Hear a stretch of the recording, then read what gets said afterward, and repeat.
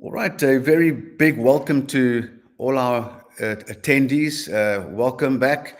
For those for the first time, welcome to Webinar Wednesday. You know, I often say that Webinar Wednesday was born a few days into the pandemic, and it became such a successful series that it becomes a permanent part of our event calendar in the virtual world.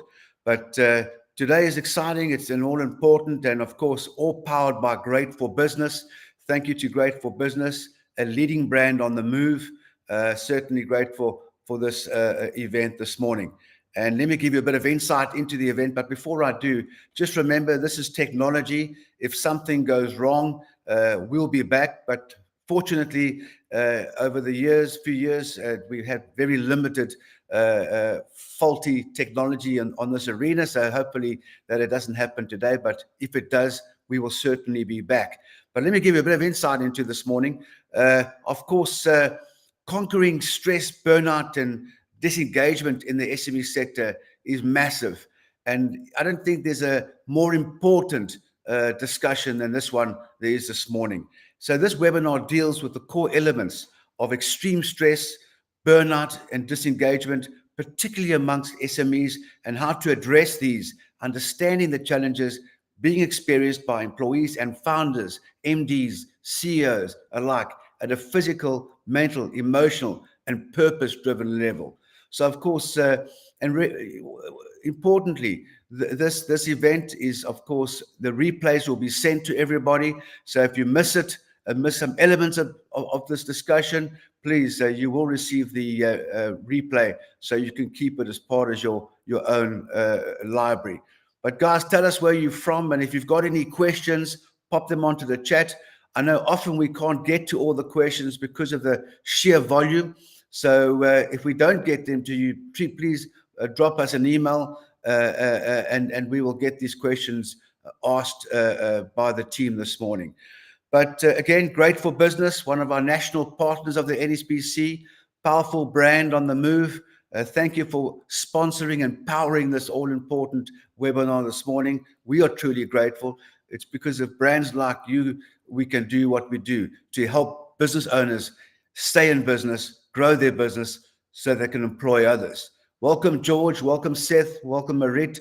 Elsumi, welcome to the platform. I love it when people tell us where they're from. It's amazing. You know, with webinars now and online events, you can, wherever you are, you can be part of this. Mariana from Cape Town, welcome. It's good to see you. I can often see familiar names coming up. We have an amazing following of Webinar Wednesday. But this morning, I'm not going to talk too much because it doesn't belong to me this morning.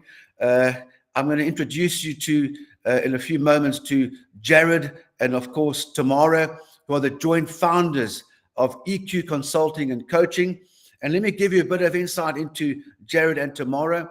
Jared is an accomplished business professional and coach with over 20 years of experience. He specializes in employee and organizational effectiveness, as well as leadership, management, as well as personal and organizational development. But his bio goes on for quite a while, so it's pretty impressive. Very much like Tamara, is a wellness counselor and an executive business coach, master neurolinguistic programming practitioner and personal development coach. Her extensive experience and leadership positions has given her a deep understanding of the challenges individuals face in personal growth, wellness, and well-being. So impressive bios. Here they are, Jared. Welcome. Tomorrow, a very big welcome. Hi, good morning. We're certainly excited to have you on board. Thank you for taking your time out this morning to share your knowledge and all your important insights into such an important topic. Thanks so much for having us. Appreciate the invitation. Absolutely. And I've got a feeling it's not going to be the last time either. So as you can see, the attendees are pretty excited, and you probably find that none of these attendees are stressed. The ones that are stressed are still out there somewhere. But those of you who are stressed on here, they're going to leave this discussion this morning unstressed. So, and that's what our task is this morning, to touch on a subject that very few people talk about, unfortunately. And, you know, in my journey over the many years, I've met many people, business owners who own an SME, and it's not easy out there. you know, and as we said earlier off screen this morning, you know, when a business goes out of business, particularly an SME, a family goes out of business. So there's enormous stress. And one of the biggest causes of stresses in the SME environment is, of course, financial stress, a lack of money. And, you know, things go wrong. And, of course, these families get really affected by this. So let's see what we can do for them. But I've got a couple of questions I've been put forward, and thank you for also giving some insight into the questions that you feel are the most important. But I know this is going to be very much of a conversational discussion. So let's get underway. Again, welcome to all our attendees. It's because of you guys out there we can do what we do. So we are grateful for you attending this morning. Welcome, Jackie from JCR in Port Elizabeth. Well, not Port Elizabeth anymore, but a very big welcome. So let's get into it. Now, let me ask the questions, and I'm not going to ask, if you don't mind me, I'm not going to ask a specific question to either one of you. You can jump in when you feel that you want to answer their questions or jointly answer the questions. So first one, of course, is what are the main forms of stress and how can they manifest? Okay, so I'm going to jump in, and then Jared and I, so how we work is we really much bounce off each other. But, you know, the thing is with stress, most people think that, you know, stress is evil, it's bad to be stressed. And actually, to a certain extent, stress is actually good for us. Without stress, we'll all lie as, I'd like to say, couch potatoes on the couch and not do anything, right? So we actually do need stress in our lives.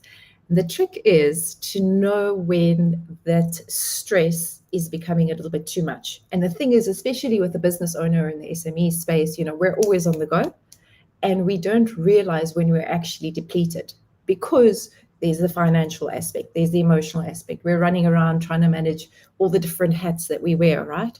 So there is a point where our performance almost drops. So you need to think of it as a curve, right? You've got the performance, you've got how you feel, and you just need to be mindful is when are you reaching that peak and when are you getting a little bit exhausted, right? And then you are carrying on, resisting the need to rest. And there comes a point where you will break down. And I mean, today we're going to talk about the different ways, but essentially stress sits in different ways. You mentioned the financial aspect. There's also the mental aspect, right? Some people hold the stress cognitively. And we know when we are stressed as business owners, we can't make the right decisions. We can't think clearly. You know, we might be overtaken by our minds, by negative self-talk, by, you know, just that blockage that happens in our heads. There's also the physical stress, right? So we might hold it in our shoulders.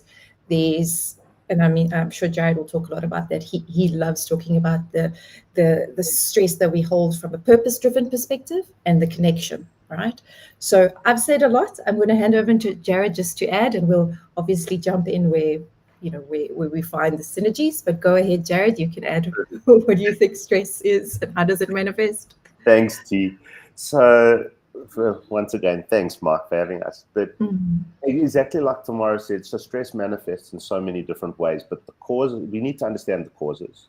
And then we need to understand where we actually hold it, how we process the stress.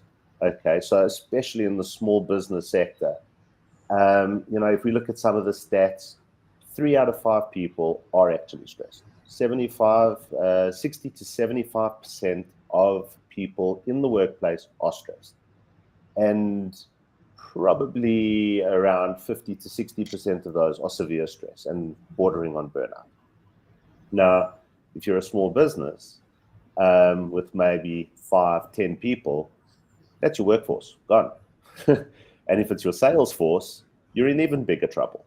Okay, so it's either the delivery or the sourcing. And that in itself compounds with the different types of stress. So, you know, it starts off, are we actually able to deliver in this business? So the delivery aspect, the physical aspect, if we can't, that's going to create stress for certain types of people, and it's definitely going to create counter stress for your clients. If the money's not coming in, well, there's the financial side. And each one kind of links in like a jigsaw puzzle, if you want to think of it that way. So the way we like to look at it, and Tamara really put it nicely, is we look at 4 core areas. There's the cognitive or mental, the the emotional, the physical, and then the purpose-driven side. And imagine it almost like a pyramid.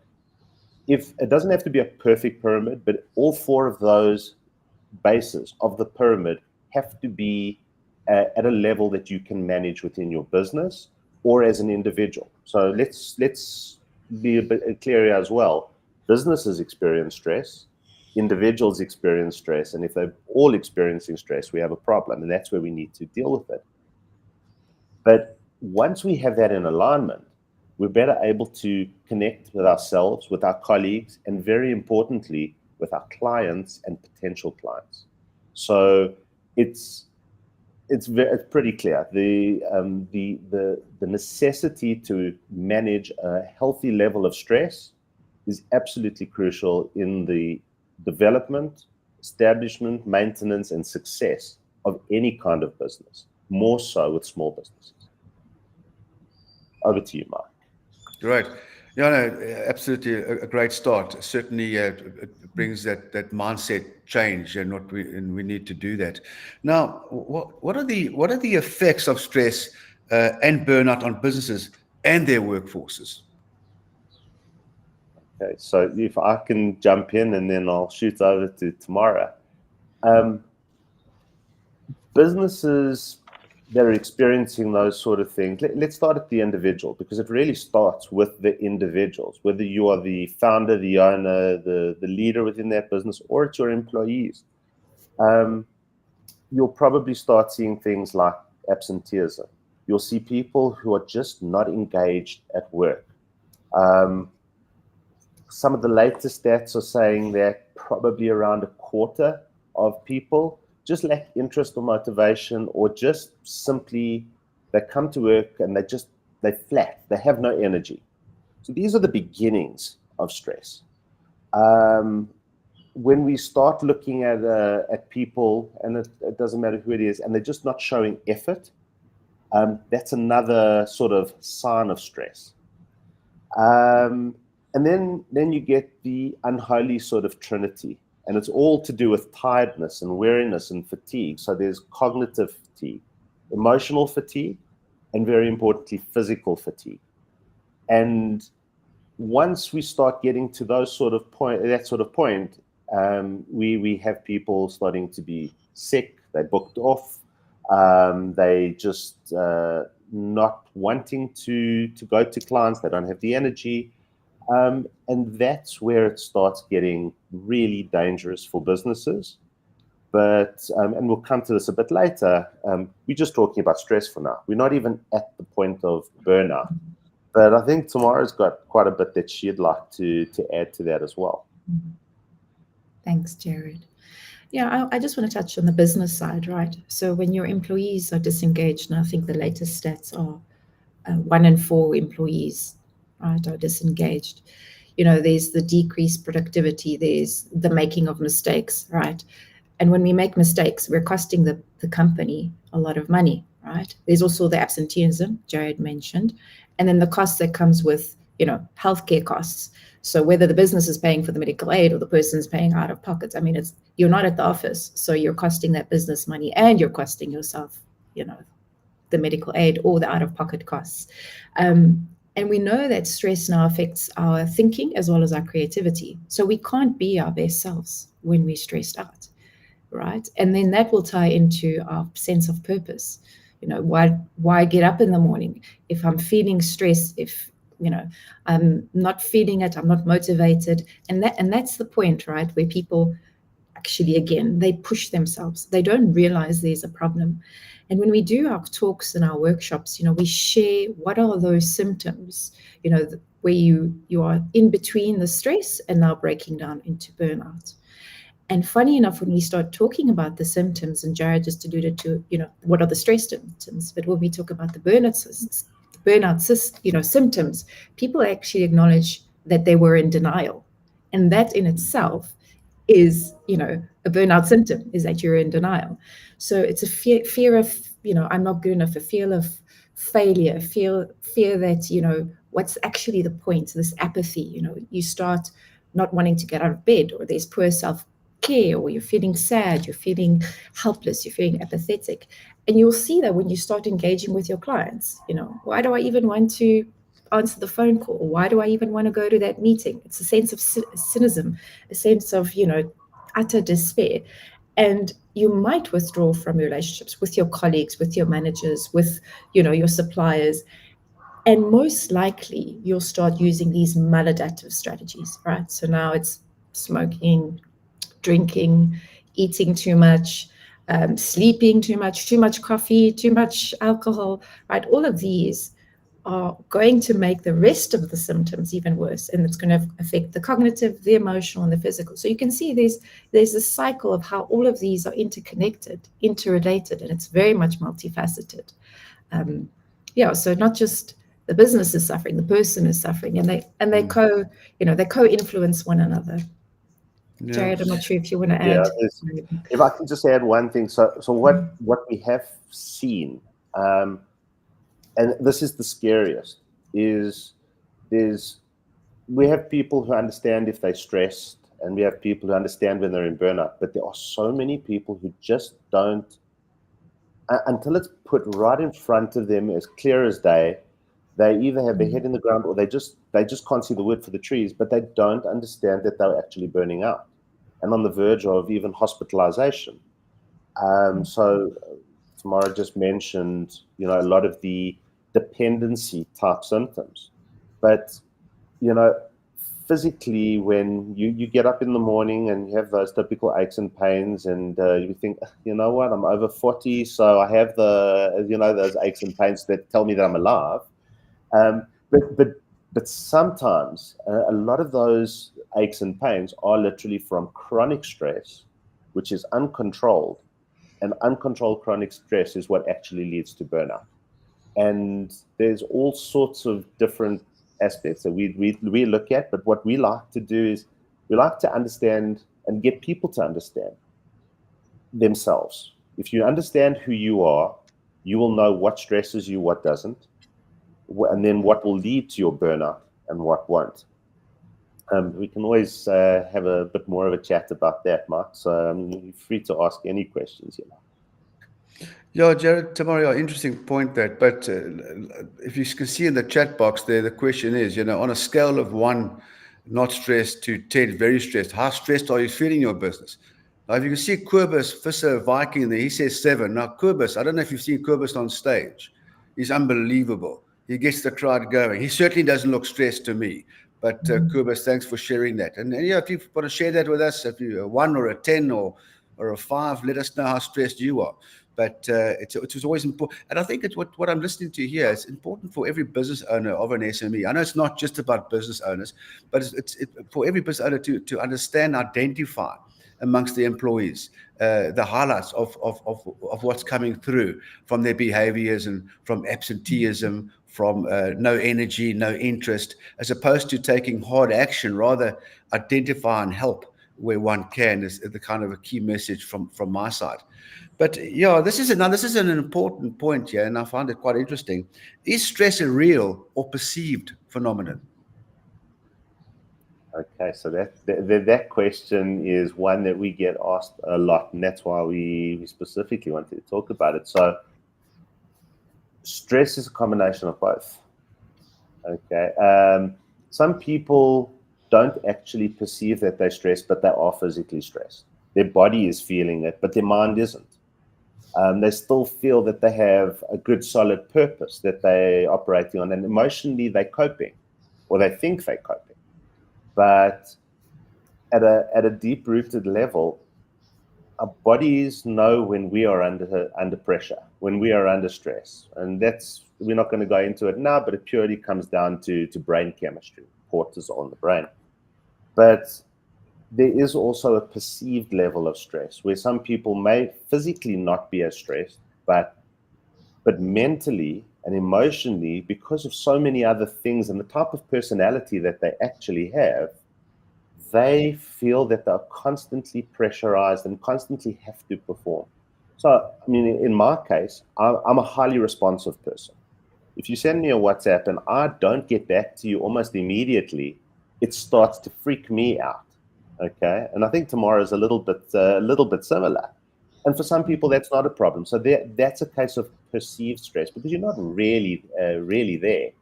But I think ultimately what stress comes down to is there are several factors that define our stress. That's control. Are we in control of a situation? Do we have an importance associated with the task? And is there an urgency? So we're looking at, are we in control of our time? And that's one of the biggest causes of stress that there is. That's time, control, and finances. And I think just about everyone here can attest to it. I see George has just said that he's sitting at an 8. Okay, that's concerning. Equally concerning, and I see Hakeem says he's sitting at a 1. Now, the problem is that we actually want to be, as Tamara mentioned, there's the stress curve, which kind of looks like that bell curve that we always used to see when we were in high school. And you want to be kind of in the middle, just to the left of middle, because that's enough to drive us. When we're at a 1, that couch potato syndrome, and Tamara's going to talk a lot more about it now, is that can really just suck the energy out of you. And the same as when you're an 8, 9, or 10, you're approaching burnout or you're in burnout. So, I mean, Dee, would you like to add to that? Yeah, I actually want to add on the control aspect that you mentioned, right? Is, these certain personality types that just want to control everything. I'm one of those. And then there's the people that, just go with the flow. But really, what I would like to just touch on the control is, how often do we allow our external circumstances to make us feel stressed? And how often do we take responsibility to how we feel? So something I want to touch on is that locus of control, right? So locus control talks about, do you believe you're responsible for your actions, or do you believe that everything that happens to you is an external thing, right? So we can give examples. External locus of control is someone who's got a victim mentality that blames Eskom, the government, the state of the nation, crime, full of excuses, will blame others, right? Gives up responsibility and freedom.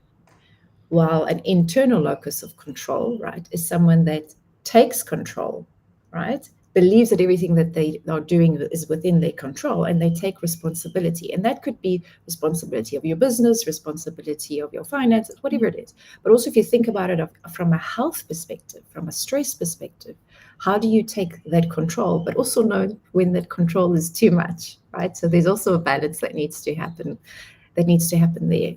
And then something else, and I know, Jared, you talk about this a lot with, within our coaching framework, is that control aspect, using the Eisenhower matrix.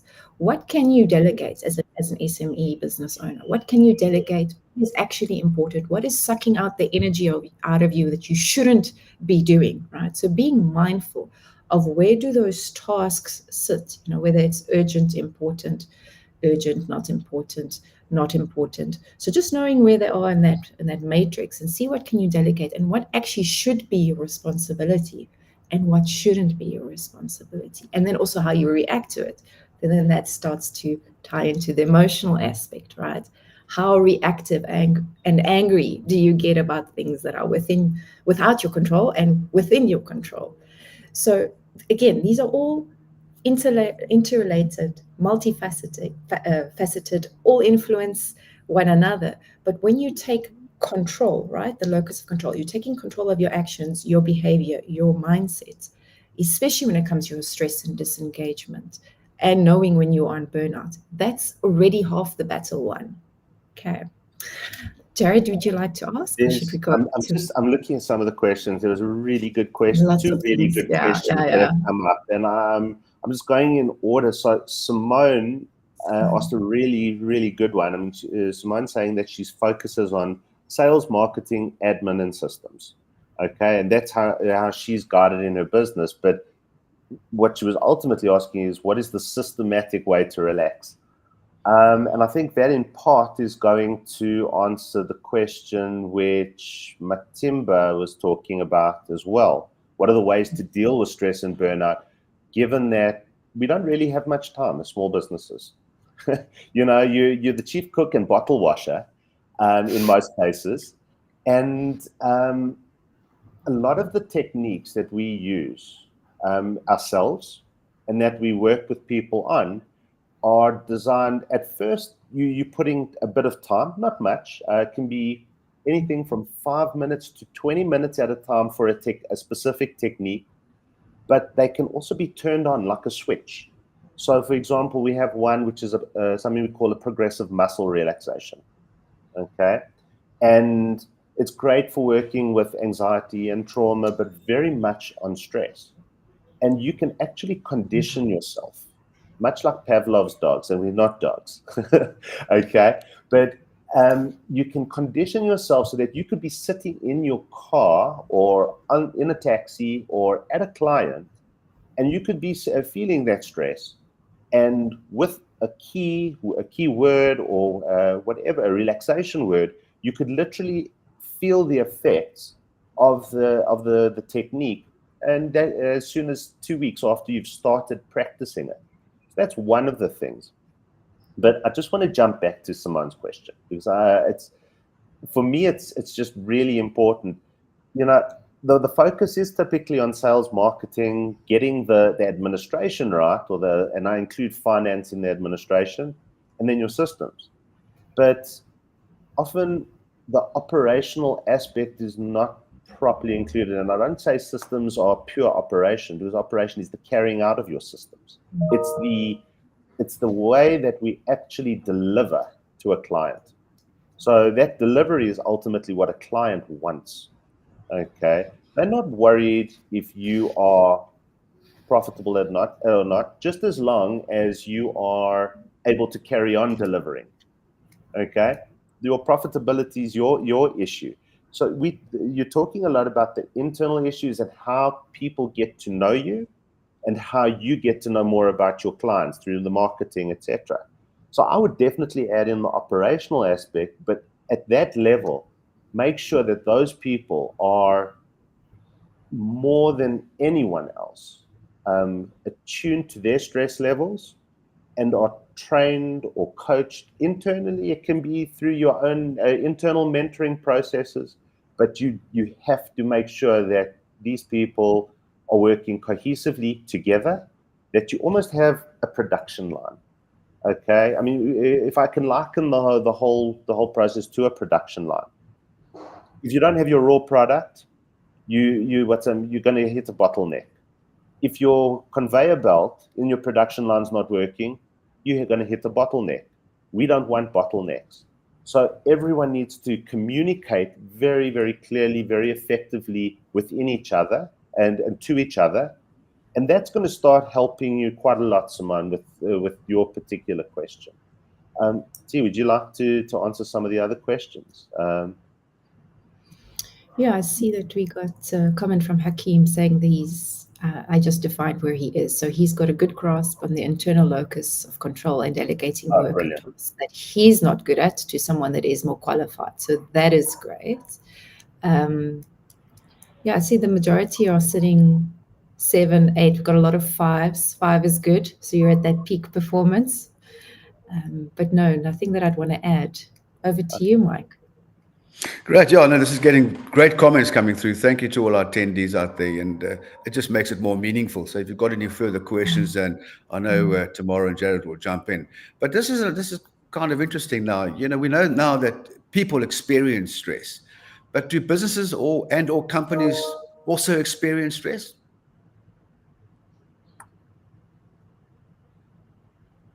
Let me answer that with a question of my own. Is your business's bank balance where it needs to be? If not, it's stressed. Are you worrying about, as the leader of that business, the founder, the financial manager, if you actually have one, when payments are going to come in from your clients, whether they are private or public clients? Are you worrying about staff issues? Maybe 2 people were absent. They were sick with seasonal flu. is your business struggling to keep up with the demand? If it's any of those things, and you've answered yes to any of them, your business is stressed. Okay. Anything that places a strain on the effective running of your business is a stress, and your business is like is run like a human body. So it has its own organizational culture, which is the mental aspect behind the business. And if everyone is thinking in the same sort of way, and I'm not saying no new ideas should come into the business, but if everyone is aligned to the same core purpose, then great. Then you've got the mental side running. If your operations are running and your sales, there's your body. There's the physical aspect. Are people engaged or disengaged within the workplace? If they're not engaged, there's the emotional side. And then moving back to that initial core culture. And are we dealing with ways to really diversify our business? There's your purpose. Because at the end of the day, the purpose of any business is, how am I best serving my clients? How am I answering the challenges that clients want me to answer? Am I providing the product or the service that is going to be bought by them because they absolutely need it and want it and are willing to pay for it? And once we have those aligned, now we can actually speak to ourselves internally. So we align everything back to those four issues. And that's, I think I've just, in my way, I've just summed up how a business is literally healthy or not. See? Yeah, I just want to add on that it's the, almost like the pulse of the culture of the business, right? So where is your business from a culture perspective when it comes to awareness of stress, awareness of burnout? What policies and procedures do you have, or is it something that you don't even consider? And if we think about toxic workplaces, and just how it can affect a person, therefore it affects the business as a whole. Does your business expect you to be available 24/7? And are you, as a business owner, creating that culture that you have to answer an email on a Sunday night? Or is there a divide of, this is a line we do not cross, we respect the boundaries? So it's that workload expectation, it's life-work balance, can I go and approach my, my manager or my reporting staff on an issue that might be a little bit sensitive, and do I feel psychologically safe that they will accept me, what I'm going through, the trouble? Or is it a culture where we just, we don't talk about our personal lives? So all of those, I think, play a part in, the pulse of the business, is the culture of the business. How do they take stress and burnout and, the well-being of the employee into the equation? Because at the end of the day, what is a business? It's a group of people working towards a collective goal. And if they're not aligned, and if we're not caring about our people, and we talk about that in the connection aspect, right? If we're not working towards the same values, the same beliefs, the same goals, and if we don't care about our employees, what type of message are we giving, right? So for me, yes, agreed with you, Jared. Businesses do feel stress, and we need to take in consideration that at the end of the day, these are people with homes, with lives, with children, with emotions, with so much. And we need to consider that. Gone is the day that, you're just a machine, and maybe one day we'll be replaced by the AI, and that's another discussion for another day. But really, yes, I think work culture does play a big role. And, myself and Jared, Mike, this is what we are aiming to do, is to just help businesses understand that it is something that needs to be addressed, and it needs to be on a scorecard somewhere, and you need to do these wellness checks. And it's not just a wellness day, it's an ongoing thing. It's an ongoing talk. It's openness, it's collaboration, it's communication. It's, let's talk about the beast in the room, And I'd love to talk more about it. And I know there's other questions. So I'm going to hand over to you, Mike. And let's go in a little bit more deeper. Right. I know we've touched on it, but what are the key ways that people express their stress? Okay. So the obvious one that most people know about And the reason it's obvious is because we feel it. So when you have a stress headache, that headache that comes over the back of your shoulders, over your head, and is almost as bad as a migraine, and nothing helps, that's one of the most common physical aspects of showing your stress. So physical aspects of showing your stress are the most common. Tension down your back, across your neck, your shoulders, an irritable stomach as well. Indigestion. These are actually signs of stress because our body is just not working optimally. But if you have almost like an inability to concentrate and you're not ADD, that can be caused by stress. Stress literally messes with our brains. It messes with our body. It messes with our emotions. And it gets us second guessing ourselves.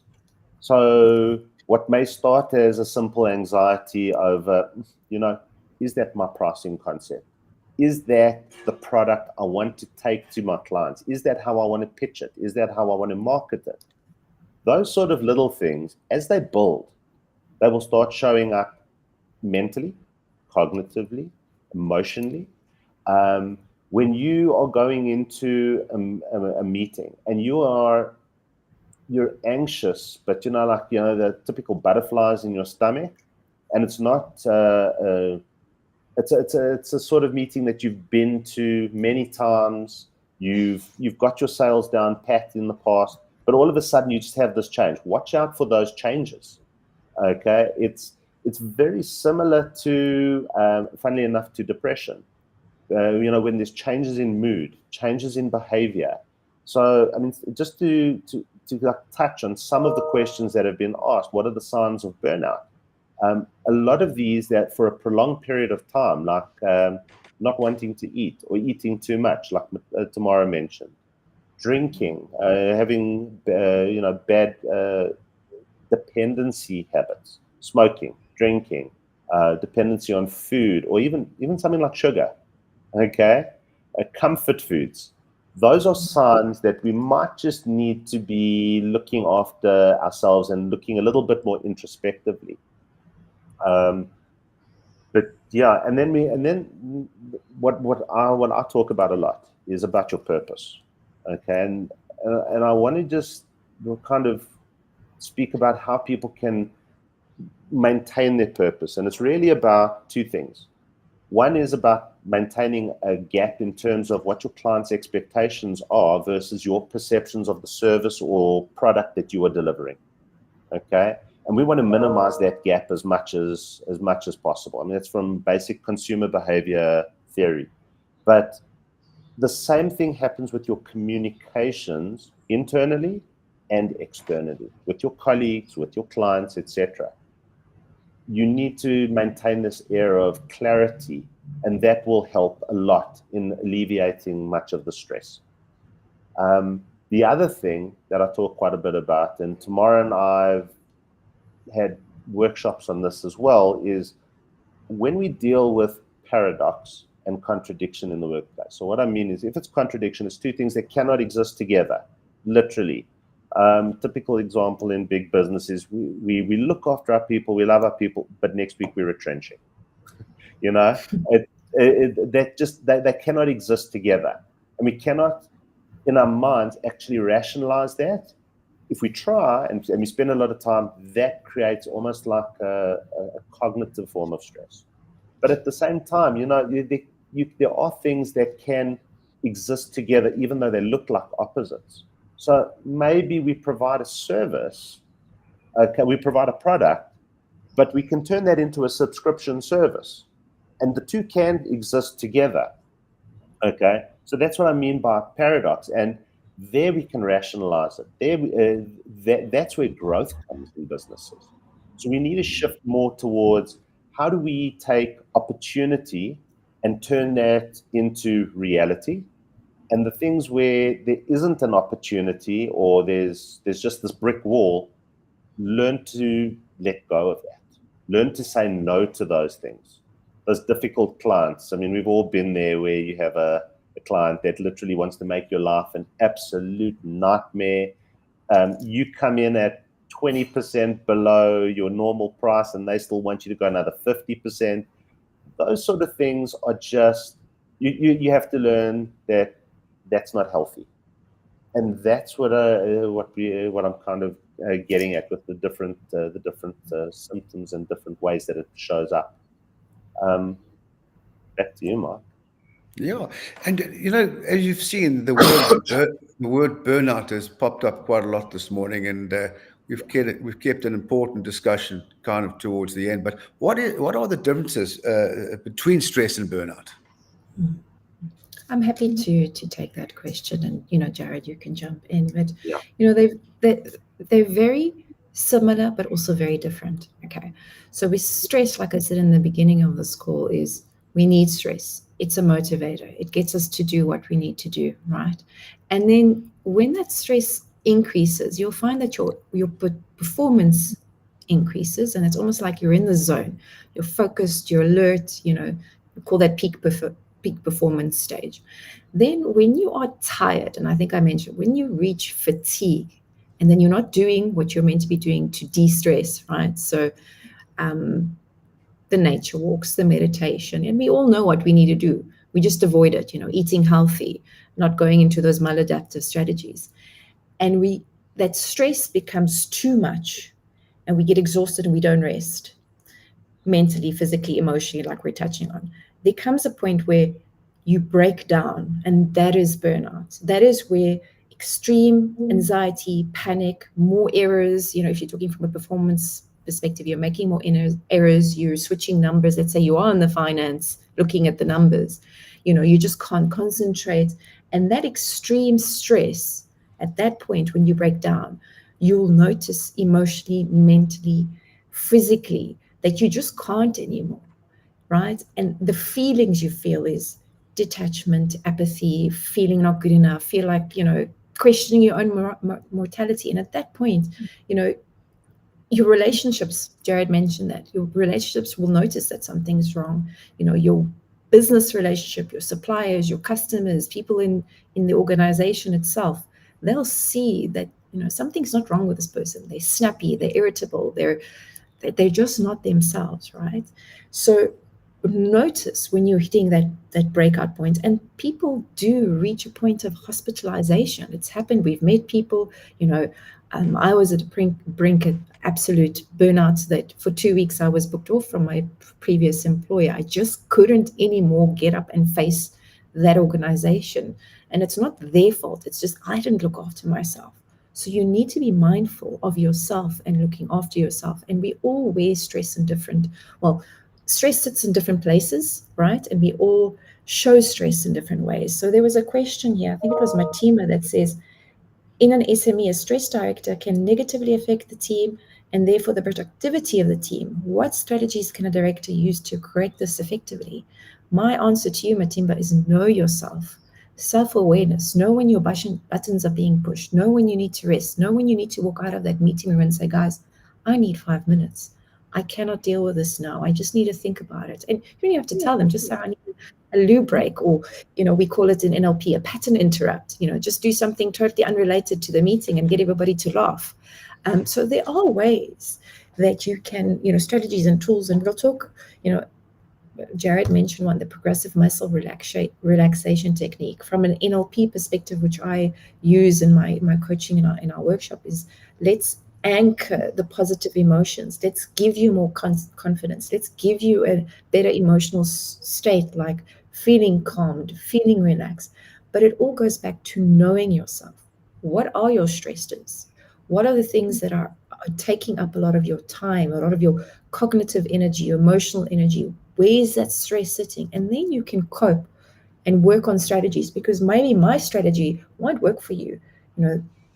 Maybe meditation is not for you. Maybe a walk in nature is for you. Maybe 30 minutes a day where you lie down is for you. For somebody else, it's read a book for 20 minutes and now they feel better. So you need to find out. It's self-awareness, know what are your stresses, and then create coping strategies. But then don't just do it once and stop. And that goes for a business and a person. It's all good. We send our staff to a wellness day for a talk for 2 hours, and then we go back and the environment hasn't changed, right? So it's the ongoing the repetition, the reminders, as with anything in life, you can't just do it once and expect the results. It's the ongoing strategies that you have to just become part of your, your well-being, your habits, just who you are. I hope that makes sense. Yeah. Back to you, Mike. I'd like to just add one thing to what Tamara just said in answer to Matimbe. So yes. Tamara very importantly said, know yourself. But every person should actually understand themselves. But, a workplace is kind of like a blind date. You employ someone, you don't know everything about that person. You don't know what their hot buttons are and their blind spots. So what I would like to add, very, very simply, is open door policies, open communication, but with boundaries. So a clear set of boundaries within the business about what is appropriate, what's not, times, whatever the case may be. So it's going to sound like it's in the wrong place, but I'm sure most of you have heard about SMART goals, things that are specific, measurable, achievable, realistic, and time-bound. But my partner, Tamara, actually coined something a little bit different here, and we added on 2 different elements, and we called them smarter goals. So you have your typical SMART, but then should be ethical, and it should be rewards-based. Reward people and reward yourself, okay? Within your business, you will start seeing reciprocity. And if it's all done in an ethical way and you uphold the ethics in any kind of relationship, internal or external, it also starts reducing that stress. And from a leadership perspective, Matimbe, I think those are, in the short space of time we have, those are probably the most powerful lessons you can carry through. Sorry, Mark. No, that's hugely important. Thank you for that, Jared and Tamara. Yeah. On a closing note, I know we're having a bit of repetition here, but I'd like our attendees to take this away with them so that they can self-analyze and, of course, assist their teams within their businesses. Again, what are the key symptoms of burnout? So some of the main ones we've mentioned are chronic fatigue, chronic unhappiness, low morale, dependency on things that kind of give us pleasure, but only over a short period of time. So increased alcohol use, smoking, dependence on comfort-related things. And it doesn't have to be your typical narcotics and that. It could be sugar, it could be coffee, it could be chocolate. Okay? The moment you start moving into excess, okay, and it starts affecting your well-being and your life, that is a clear sign of mental wellness issues, and particularly burnout, and hopefully not some of the other even more severe ones. We're talking about stress, burnout, and disengagement. And stress is the precursor. If it's uncontrolled, okay, and it's chronic for a long period of time, that can become burnout. One of the key factors that we're seeing, and the prevalence is astronomical. I mean, Gallup ran a poll, and that's disengagement. But Gallup ran a poll in 2022. They were looking at all sorts of businesses, big, small, internationally. These 3 to combine cost the world economy over nearly $9 trillion, $8.8 trillion in lost productivity. It's incredibly severe. Now, there we're talking figures that none of us come into contact with. Very few South African businesses do. But locally, last year, I think the figures were somewhere in the region of 160 billion rand was lost, simply because, and that's in the SME community, simply because of stress, burnout, and disengagement. So if your staff are not wanting to talk to you and they want to hide things and they're not telling you when a client is happy or unhappy or those sort of things, they could be burning out themselves. I'm done, Mark. Yeah, I'm willing to add there, just from a business perspective, right? So as a business owner, director, entrepreneur, what do you need to look at if you've got people in your team is, just that apathetic approach, missing deadlines, making mistakes, complacency, decline in their, productivity and the work ethic, the sick leaves, I used to be in HR, so taking the Tuesdays and Thursdays when you don't need a sick note, we're all aware of those. But doing it over, a period of, let's say, a month, 6 weeks, 2 months, now you're noticing a trend. So, address it, talk to the person. Just extreme exhaustion, cynicism, person just, something doesn't feel right. I mean, here Lizelle has mentioned the severe tears. Crying is also a symptom. Absolutely. So emotional outbursts, irritability, just you can sense that person is not in a good place, mentally, emotionally, and maybe physically, whether it's weight gain or losing a lot of weight, too much eating, too little eating, smoking breaks, all of those things. Just, really get to know your people, and you will notice when something is wrong with that individual, right? So Jared mentioned the individual. I'm mentioning more of the business, the person side from a business perspective. And really, again, I want to reiterate that it is not a once-off thing. If you're a business owner, you've got more than one person reporting to you, you will know when something is off, and try and make it an ongoing thing. Let's talk about stress. Let's talk about burnout. Let's talk about where you are. Let's touch, how are you feeling mentally, emotionally, physically? Zama loved the smarter goals. Thank you so much.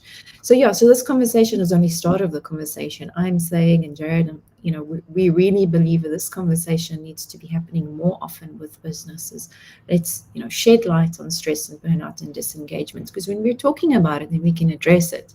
And no two businesses are the same, but really stress and burnout, they exist. They're not a perceived thing. They really exist. So I really hope that, the audience got benefits. And I don't know if there are any more questions, Mike. I'm not too sure how we're looking on time, but over to you.